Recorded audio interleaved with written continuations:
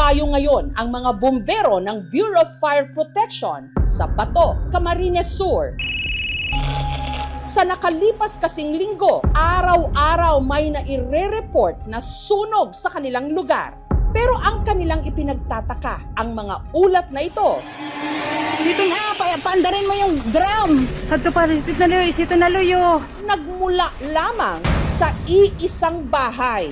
Oh, sadto taas your panic na, your sadto taas. Ngayon lang yan nangyari. First time namin pong maka-encounter ng gano'n. Meron na naman dito. Anong cause ng sunog? Dahil ganyan po ulit-ulit talaga. Ngunit ang nagpapakomplika pa sa kanilang investigasyon, ang paniniwala ng mga nakatira sa nasusunog na bahay. Patawad na kami kung nagabala ka mo. Naniniwala po sila na supernatural ang ng sunog.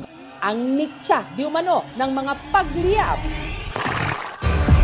Isang kakatuwang nilalang, Baka nagalit na pinag-aanuhan yung tirahan nila. Parang may kababalaghan. nanununog na tikbalang, Tama na po.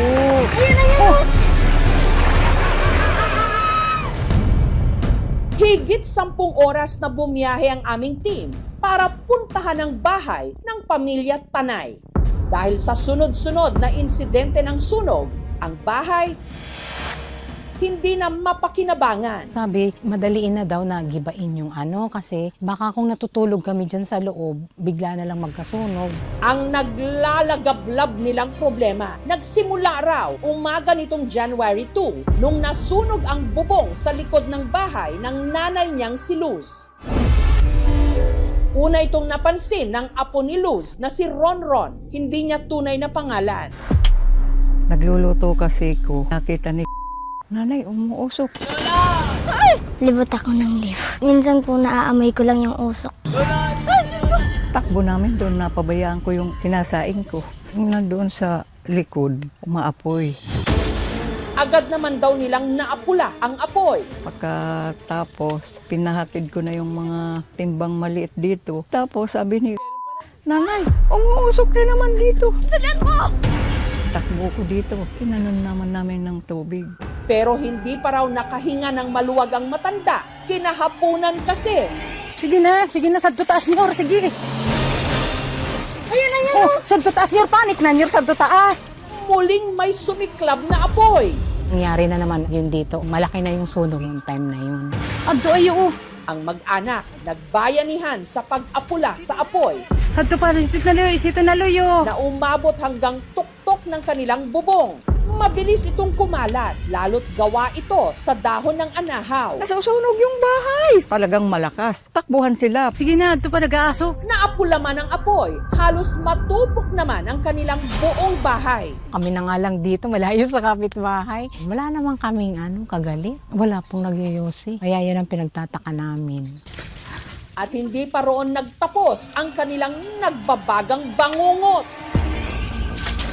Dahil nasundan pa ito kinabukasan nang ang bubong naman sa harapan ng kanilang bahay ang sunod na nagliyab. Yung dito naman sa gilid.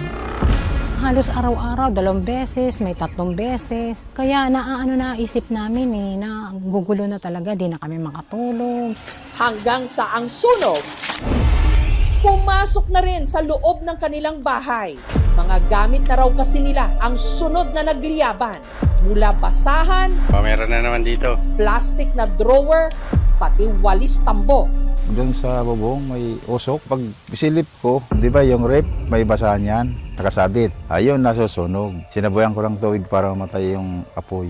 Dito nagsimula yun. Ayos pa yung bubong na yan.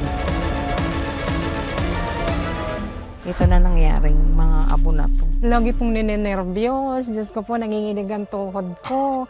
Nangihina ako. Di ko alam ang gagawin ko. 1966 pa kami dito. Ngayon lang nangyari to. Sige na, nyor, sige na, nyor. Pero hindi raw sila kumbinsido na simpleng sunog lang ito. At ang naisip nilang makakapagbigay sa kanila ng kasagutan sa pinagmula ng apoy, albularyo.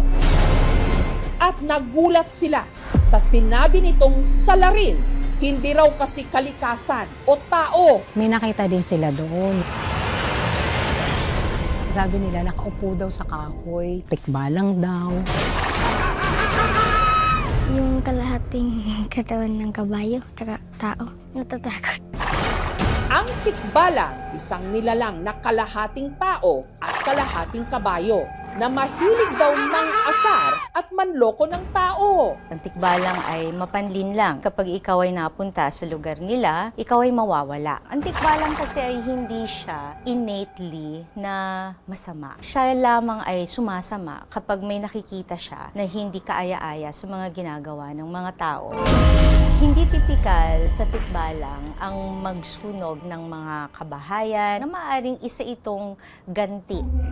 Ang kanilang bahay na pinaniniwalaan nilang sinusunog ng tikbalang nakatindig sa gitna ng kakahuyan. Naniniwala ako kasi nakita ko na may apoy, wala namang tao. Sino namang gumagawa nun? Siyempre, elemento. Baka nandyan sila nakatira, nabulabog din. Lagi nang pinapatanggalan ng mga sanga. Baka nagalit. Naniwala po kaya ako ako po kaya nag-iyan sa permisan po ba rin ni Lola Luz. Pag insenso kami, tapos nagsaboy ng asin, kikiusap ako sa kanila na huwag nang ulitin kasi maawa naman sila sa amin. Kami nakikita nila pero sila din namin nakikita. Nandito yung alay namin sa kanila, nanghihingi kami ng sorry sa kanila.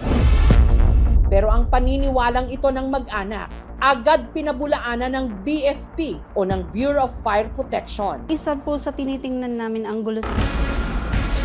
Yung lutuan kasi nila, ay gumagamit sila sir ng improvised kalan. So hinahayaan na lang nila hanggang sa mamatay siya. Aside from accidental, ang isang tinitingnan namin is Sito na, paandarin mo yung drum. Hadto pa, sito na luyo.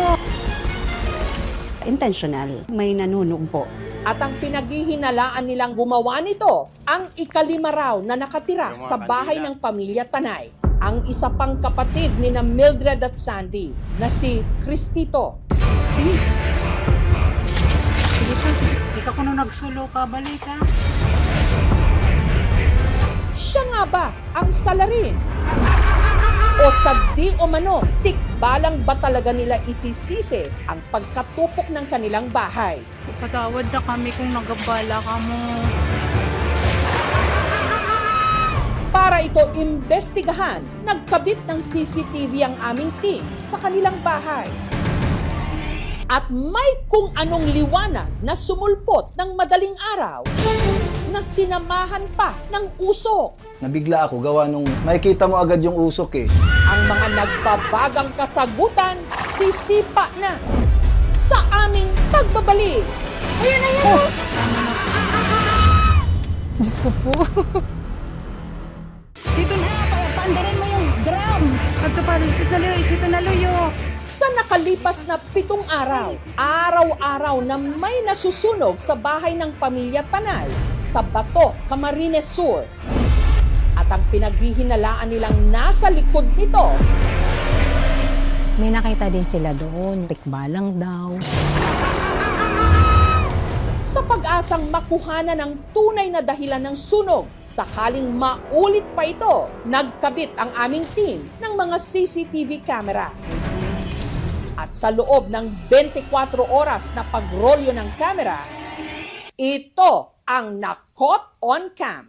Pagpatak ng 5:30 ng bukang liwayway, makikitang parang may kung anong malakas na liwanag sa may bakuran ng bahay. Maya-maya pa, may kasama na rin itong makapal na usok. Nabigla ako gawa nung makikita mo agad yung usok eh at yung liwanag na sumusulpot. Wala namang ibang source ng power doon or ilaw aside doon sa kubo na tinitirahan nila na halos katabi lang. Tumagal ito ng halos 5 minuto hanggang sa nawala. Wala naman daw kahit na anong bahay o poste ng ilaw na pwedeng pinagmulan nito. Possible po talagang galing yun dun sa isang CCTV. Gawa nung mga CCTV po kasi is may LED lights yun eh. Oras ng footage is siguro mga bandang 5 AM. Siguro sa hamog talaga yun. Ayon naman sa isinigawang investigasyon ng Bato Fire Station, ang sunog posible raw na sinadya. Ang isang tinitingnan namin is intentional, may nanunog po. Ang pinagsususpetsahan ang isa pang kapatid ni na Mildred at Sandy na si Cristito na meron daw espesyal na kondisyon. Di lang siya nakakapagsalita, pero okay naman ang ano niya, isip niya. At nung tanungin namin si Cristito, Ikaw kuno nagsulo ka, balita.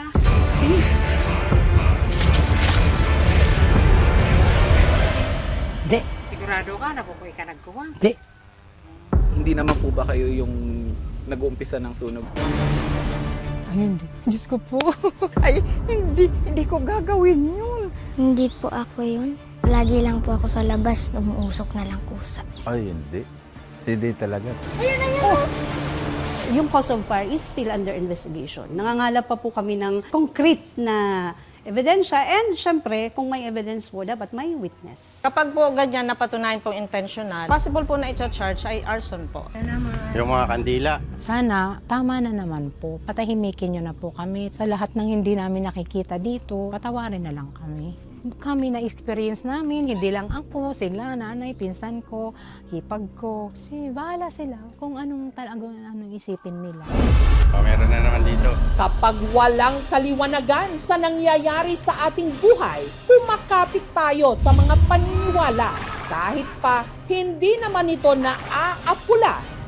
Ang nililikha rin nitong takot. Tama na po.